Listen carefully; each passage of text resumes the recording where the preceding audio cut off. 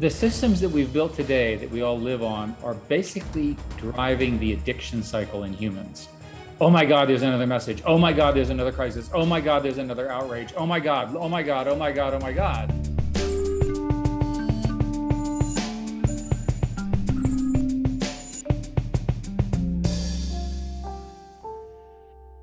Hello and welcome to GZERO World. I'm Ian Bremmer, and on the show today, can humans learn to control artificial intelligence before it controls us? You saw that movie. In the last 2 years of the pandemic, more and more of our daily lives have moved from the physical to the digital, and unlike in the brick and mortar world, where governments more or less maintain authority, the digital space is still the Wild West. What's more, AI-backed algorithms that power the world are increasingly becoming too smart for us to understand how they work. So how do we prevent our future robot overlords from taking control? I'll ask former Google CEO Eric Schmidt. But first, on April 29, 2020, 2 months into a pandemic that had sent global markets into a tailspin, Microsoft CEO Satya Nadella presented his company's quarterly earnings to a conference call of anxious investors. As COVID-19 impacts every aspect of our work and life, we have seen 2 years' worth of digital transformation in 2 months.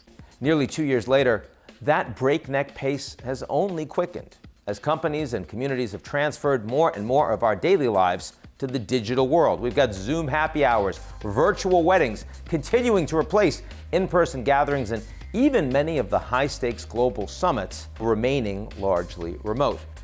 According to a recent Pew poll, 90% of Americans say the internet has been essential or important to them during the pandemic, with 40% saying they've used digital technology in new or different ways.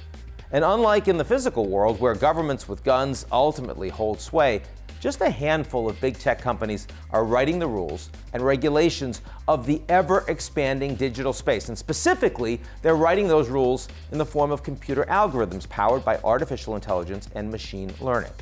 And my concern isn't so much that a few fallible and, if we're being honest, kind of weird tech billionaires are controlling our digital lives. It's more that the algorithms that they've set in motion but no longer fully understand are, in effect, in control. Take AI-powered facial recognition software, which comes in handy when you want to unlock your smartphone, but can also be used for more sinister purposes. The Chinese government has already embraced AI's unprecedented surveillance potential. They've reportedly used AI to identify members of the persecuted Uyghur minority, and even to publicly shame jaywalkers in real time by displaying their faces, names, and ID numbers on nearby billboards. And we've got problems right here at home. Facial recognition technology played a key role in the wrongful arrest of a Farmington Hills man. Robert Williams was taken into custody in his own driveway in front of his family and then spent 30 hours in jail for a crime he did not commit. Communities of color have frequently taken the worst of AI in an even more fundamental way, with Google image search results steeped in racial bias. So how does humanity learn to control AI before AI controls humanity? In the new book, The Age of AI and Our Human Future, former Secretary of State Henry Kissinger, former Google CEO Eric Schmidt, and MIT computer scientist Daniel Huttenlocher team up to try to answer that question. And Eric Schmidt joins me now. Eric Schmidt, good to see you back. Thanks for joining me. Thank you for having me, Ian. So, a 98-year-old statesman, a computer scientist, and a tech titan walk into a bar.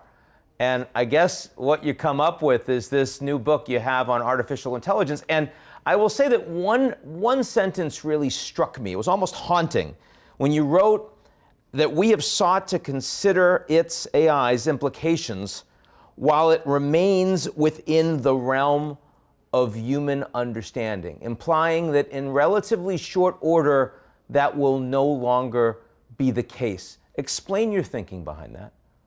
Well, we speculate that AI will achieve near human level intelligence within a few decades.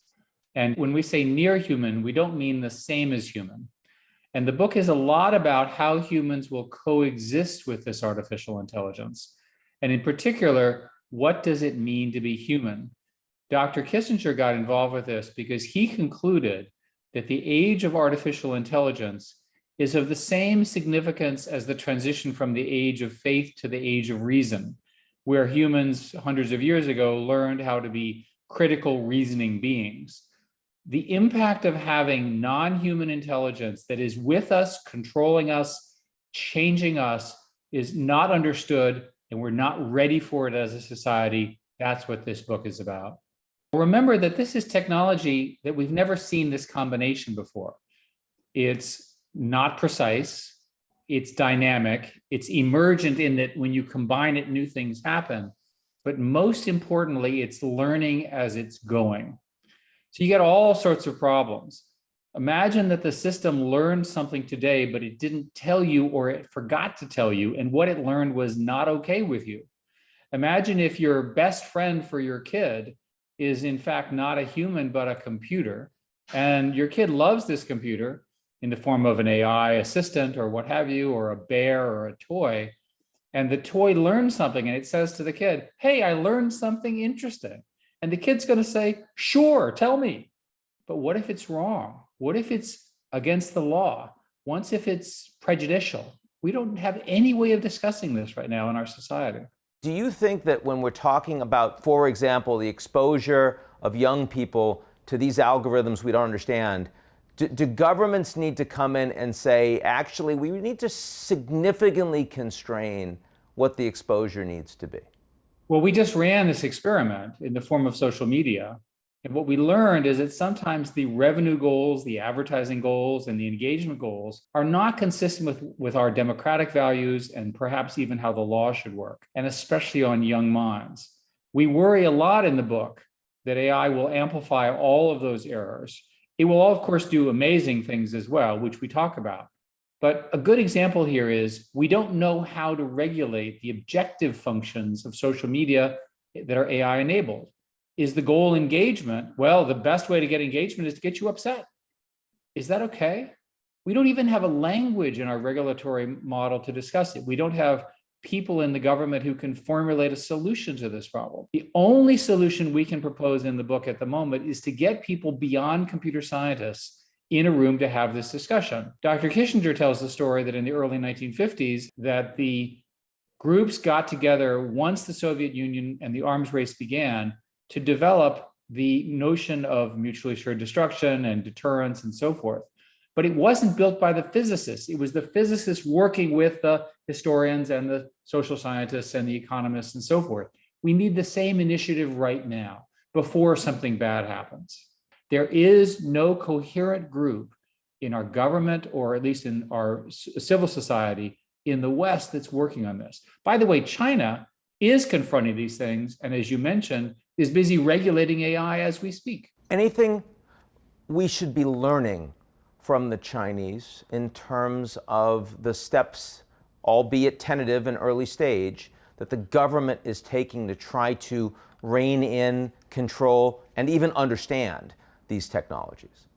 Well, China a few years ago announced, as part of its China 2025 plan and in AI 2030, that it would try to dominate the following industries: AI, quantum, energy, synthetic bio, environmental matters, financial services. This is my entire world. This is everything that I've been working on, and I suspect for you as well. It's a great concern. And China has identified building platform strategies that are global. So the thing to learn is that we have a new competitor in the form of China who has a different system, a different set of values. They're not democratic. You can like them or not. I don't particularly care for them, but you get the point. They're coming. And you would not want TikTok, for example, to reflect Chinese censorship. You may not care where your kids are, and TikTok may know where your teenagers are, and that may not bother you, but you certainly don't want them to be affected by algorithms that are inspired by the Chinese and not by Western values. And by the way, this is why a partnership with Japan and South Korea is so incredibly important, because the values in South Korea and in Taiwan and in Japan are so very consistent with what we're doing. And so much of our world comes from those countries. Do American social media companies, algorithms of those companies, do they in any way reflect American or Western values in your view? They have not been so framed. And I think most people would argue that the polarization that we're seeing is a direct result from some of the social media algorithms. A good example is amplification. Today, social media will take something that some crackpot person has and amplify it 1,000 times or 10,000 times. That's the equivalent of giving the craziest people in the country the loudest loudspeakers. That just doesn't seem right to me. It's not the country that I grew up in. And I'm very much in favor of free speech. I just am not in favor of free speech for robots. I'm in favor of individual person speech. We have to decide as a country, do you want to be a country which is largely anxious all day because everything's a crisis? And the reason everything's a crisis is because that's the only way to get your attention. In the book, we speculate that in the next decade, people will have to have their own assistants, which will be very tuned to their own preferences, that will say, this is something to worry about, this is a scam, this is false. In other words, you're going to have to, if you will, arm yourself with your own defensive tools against the enormous amount of misinformation that's going to be coming to you. There's a famous Carnegie Mellon economist, Herb Simon, who in 1971 said, it's obvious what the scarcity in this new economics is going to be. It's the scarcity of attention. And that's what we're all fighting about. And I don't know about you, but I'm overwhelmed by the current systems that want my attention. Imagine 5 years from now and 10 years from now, when the AI algorithms are fully empowered, they're going to be both addictive, but also wrong. What is interesting about the argument you just made is right now, if a citizen is going on Facebook or Twitter, they're going in by themselves, right? I mean, they're not going in with help. And the corporate environment is what the corporation wants them to see and experience. What I hear you saying is that in relatively short order, individual citizens, individual consumers need to have something on their side, whether that's an AI bot or assistant or what have you, because otherwise they just won't be able to navigate systems that frankly are psychologically much more capable of damaging them than they're aware. The systems that we've built today that we all live on are basically driving the addiction cycle in humans. Oh my God, there's another message. Oh my God, there's another crisis. Oh my God, there's another outrage. Oh my God, oh my God, oh my God, oh my God. I don't think humans, at least in modern society, were evolved to be in an oh my God situation all day. I think it will lead to enormous depression, enormous dissatisfaction, unless we come up with the appropriate rate limiters. A rate limiter is your parents. Your parents say, get off the games. In China, the government tells you the answer. Parents understand this with developing minds, but what about adults? Look at all the anti-vax people who've become so dark-holed in a set of false facts that they can't get out of it, and they eventually die from their addiction by virtue of getting the disease and dying. It's just horrific. How do we accept that as a society? You're kind of a creature of Silicon Valley. You know these people, you've lived among them. I mean, in your conversations with them, senior people in these companies that know full well what's happening to society as a consequence of these algorithms, how do they respond? How do they deal with it? So I have not discussed the internal Facebook stuff with my Facebook friends, but I will tell you that if you read the documents that were leaked out of Facebook, it's pretty clear the management knew what was going on. They have to answer as to why they did one thing and didn't respond to another. When I was CEO of Google more than a decade ago, we had similar but simpler problems, and we always would get right on them and try to sort of establish a moral principle for how to deal with them, and we did a pretty good job, in my opinion. When I think about 10 years ago, I want to be the first to admit that I was very naive. I did not understand that the internet would become such a weaponizing platform. I did not understand, first and foremost, that governments would use it to interfere with elections. I was wrong there. But more importantly, I did not understand that the now AI-enabled algorithms would lead to this addiction cycle. Now, why did I not understand that? Well, maybe because I'm a computer scientist. I went to engineering school. I didn't study these things. The conclusion in our book is that the only way to sort these issues out is to widen the discussion aperture. If we simply let the computer scientists like me operate, we'll build beautiful, efficient systems, but they may not reflect the at least implied ethics of how humans want to live. And that debate needs to occur today. I'm very concerned about national security, that what will happen is that there will be this compression of time where we won't have time to deliberate our response to an attack or a strategic move. I'm very concerned that our opponents will, for example, launch on warning. They'll actually have an AI system decide to enter into a war without even having humans discussing it, because the decision cycle is too fast for everybody. These issues have to be discussed now, and they have to be discussed between nations and within the nation. Again, China, as an example, and I'm not endorsing them, has a law around data privacy and has a new algorithmic modification restriction law that is in process right now. So they're trying in their own way to do it their way. What's our answer? What is the democratic answer? The interesting change, of course, in technology compared to traditional geopolitics is that increasingly there are really only two dominant players. And, you know, the Chinese and the Americans are way ahead technologically from other countries. They're also spending multiples of what other countries are on AI research. If you're looking at a country like Japan, that, I mean, clearly needs to invest in China, needs a security umbrella from the United States, but isn't anywhere close to the technological capabilities of either countries, what do you say to them in terms of strategy going forward, holistic macro strategy for a government like Japan? Japan should do what the United States has done so far, which is should organize an AI partnership. It should get all of the components of the Japanese society that are major players in AI. And remember, there are large companies using AI in Japan, and they need to build an AI strategy for the nation. That AI strategy will include a lot more resources in universities, a lot more people trained in those universities in the government, and an agreement that the AI systems that are going to get built in Japan are consistent with Japanese law, but also Japanese culture and values. That's the only path I know of to do. Japan will be a significant player because of the extraordinary technological capability of Japanese scientists and Japanese software. There's every reason to think that Japan, as well as South Korea, and to some degree India, can be very significant players in this because of the scale they have. This is a game where you need a lot of resources, and Japan has that. So Eric, before we close, we've talked about a lot of things that worry you, both in terms of software, hardware, and global policy.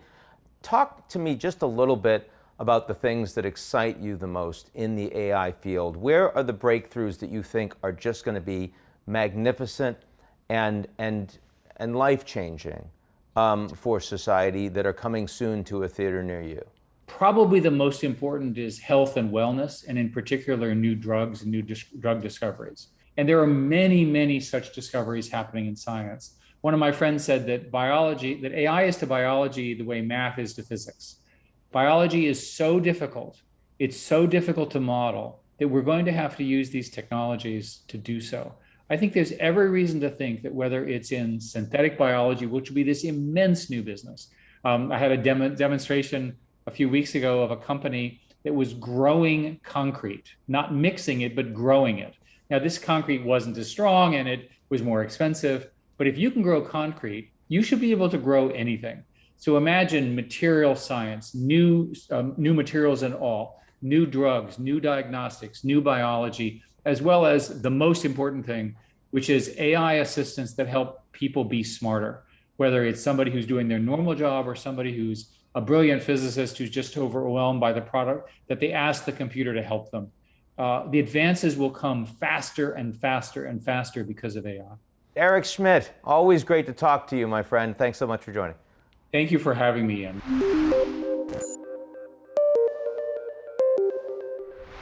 That's our show this week. Come back next week. And if you like what you see, of course you do, and you hope that I'm not going to be replaced by a robot anytime soon. And of course, how could they do that to me? That's what they all say. Take a minute to sign up for GZERO's most excellent morning newsletter. It's called Signal.